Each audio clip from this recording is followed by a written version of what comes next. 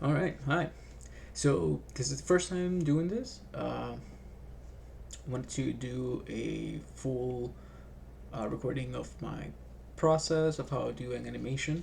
My name is Kevin. I do gameplay animation for in the game industry, and it was a last minute thing. So sorry if it's not super polished, the whole setup. But I just basically figured why not just basically show what I wanted to see when I was learning animation. So it's not gonna be narrated, just this bit. But yeah, just put in your background, watch the whole thing progress. I haven't planned this out at all. I just have the base structure of what the animation is gonna be, and the only thing I have at the moment is the base timing, basically just a blockout. The whole idea, he's gonna go and fly off screen for whole thing to happen, and then he's gonna fly down. So I have the first bit figured out, where it's just him flying out, and just so you have an idea of what I'm trying to do here, it's basically him going. He's in his idle position. He goes back and flies off. And basically, that's the whole idea that I had, and that's what the timing is. Just imagine the wings at the moment, just going like this, and then that's the whole thing. So let's just see how it turns out. Here we go.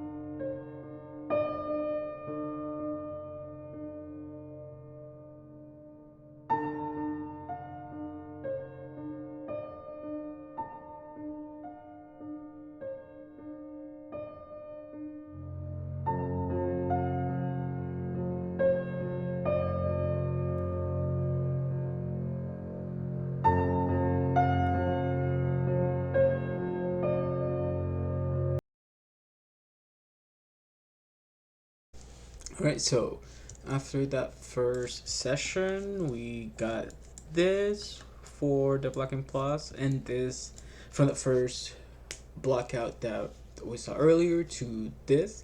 It took about an hour. I set a time on my watch, a timer, and it was like 57 minutes, so an hour. So yeah, this is good enough to take to the next step, which is polishing. Uh, and typically at this point, I may still do some timing edits. Uh, and because of the way I work, I can very easily just select any of these bit keys. You'll see some that just have keys. Just some items have keys, some controls, whereas some have everything keyed out. And the reason I work like this is because it's easier to retime things. For example, this is something that I fixed. One of the last things I fixed was this timing here, so that it hangs a little bit more here, that right here. Before it was like this. I moved to 3 frames, I believe. It may not feel like a huge difference, but you feel it, you know? So yeah, next thing I'm gonna do is just I'm gonna start working on the polishing phase. I like to work inside out, and basically what that means is I start with the cog itself and polish that as much as possible. In my mind, cog is literally the most important thing. Like I will spend an hour just on polishing the cog, and then the rest of the controllers is going to be much quicker because everything drives, or the animation is being driven by the center of gravity. So any movement that we see there is going to carry towards everything, including the necks, tails, legs, everything else. So I'm going to just spend a lot of time on that, and then work my way up through the chest controls, maybe necks and head later, probably feet. In this specific animation, I might tackle the wings before I do the tail and the neck. But yeah, this is gonna be basically the fun part, where it shows a lot of graph editor, a lot of retiming, a lot of just basically time. But yeah, I'm gonna probably just close the camera or just put it somewhere else. But yeah, hopefully you enjoy.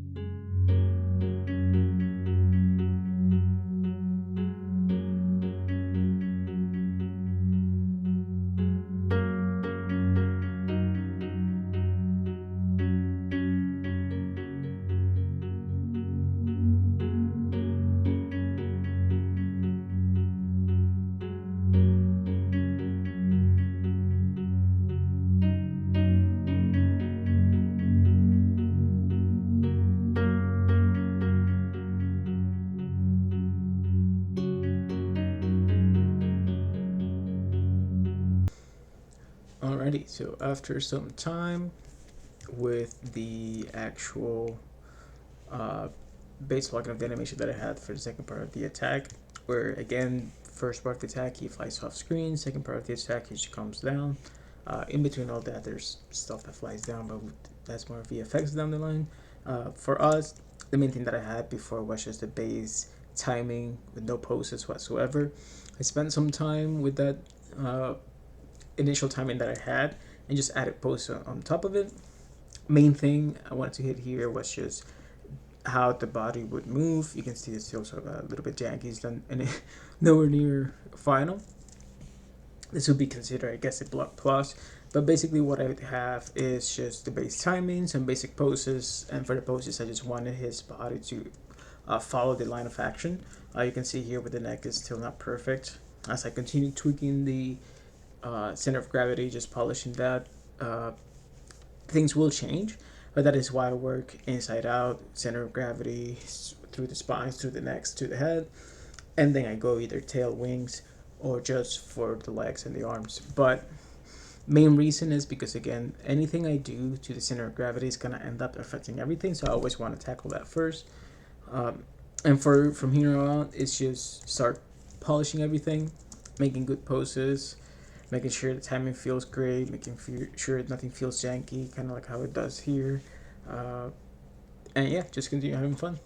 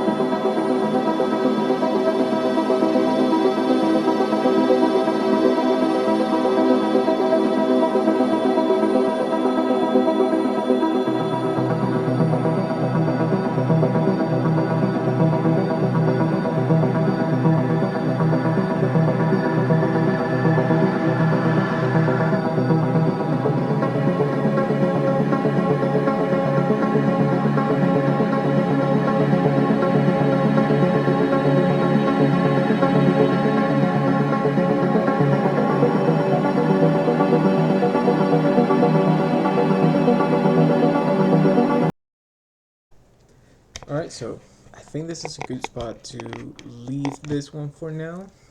Hopefully, you could see or learn a few things as far as the process of animating is being a little bit more complex, where you see a lot of controls and you're not quite sure where to begin. Uh, if you saw my progress or my process, basically it's just using the center of gravity control just as a sphere and just getting the timing with the gravity control, the cog.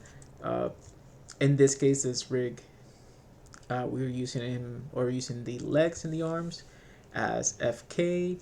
That way, when we're moving him around in space using the cog, the arms and legs follow. Not like if you had IKs, they would just stay stationary. You would have to animate that along with the body. So just making your life easier, making it so that you can basically get the basic idea as soon as possible into whatever program you're using, and then just tweaking the timing. First, the main thing that I know I wanted was to make sure that he did that little spin around, and all I did is just get that motion trail and get the motion path how I want it. After I had like that basic curve that I wanted, I started adding a little bit more of rotation to the body so that he starts actually doing the rotation that I want at the timing that I want. And if you saw the way that I work, I have the graph editor always open over here. The reason I have it this side of the screen is because I use a pen tablet, and it's easier for me. Yeah, it's easier for me to just work on the screen here rather than just having it at the bottom, which is a little bit more comfortable. But at the same time, what that allows me to do is just as I'm making adjustments to the whatever control it is that I'm doing, I'm seeing those changes here on the graph. So as I'm blocking out the animation, I'm also cleaning up the graph editor at the same time, so that by the time I go to the polish stage, it's not overly complicated.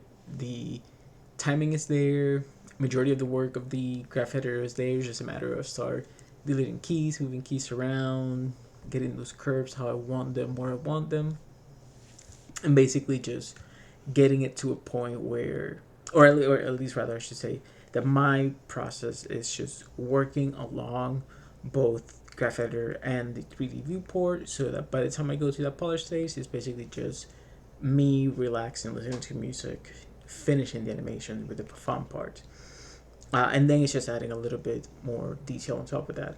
The way that I do it is after I get that basic timing, basic block out, I start polishing the graph editor, and I get it to a point where I think I'm happy with it. I start either, in this case, doing bakes with overlapper or whatever other plugin that you use to get the tail how I want to get the wings.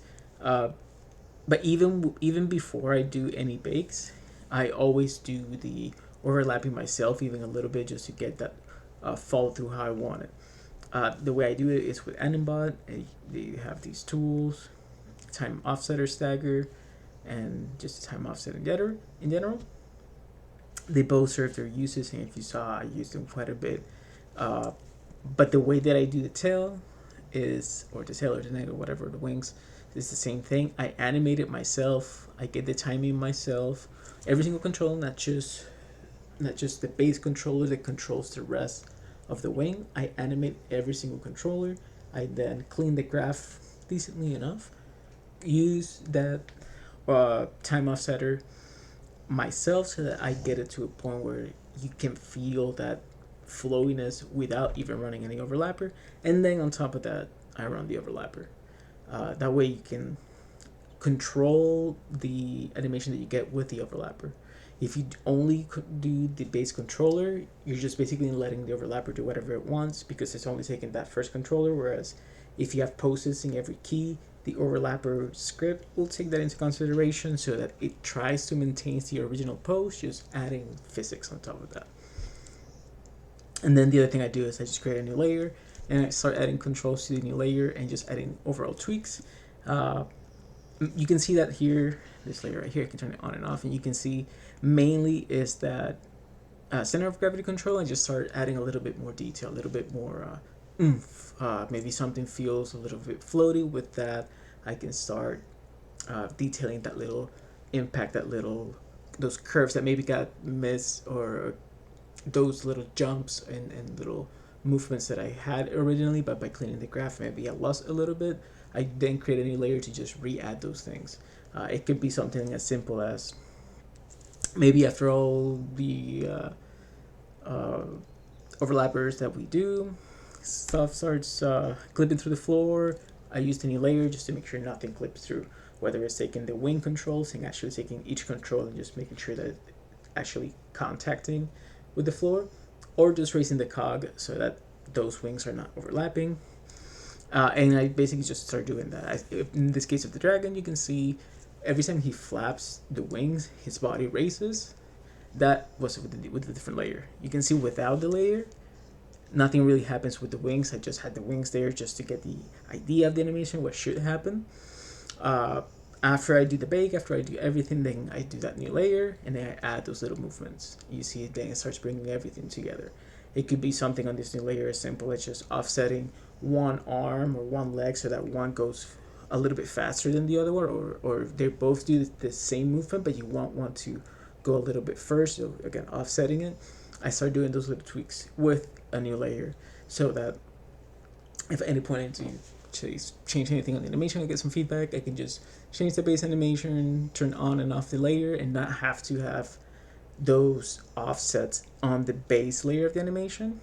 Because even though you can have them in the base layer of the animation, when it comes to tweaking, it's a little bit easier to just tweak both sides in mirror and then offsetting them.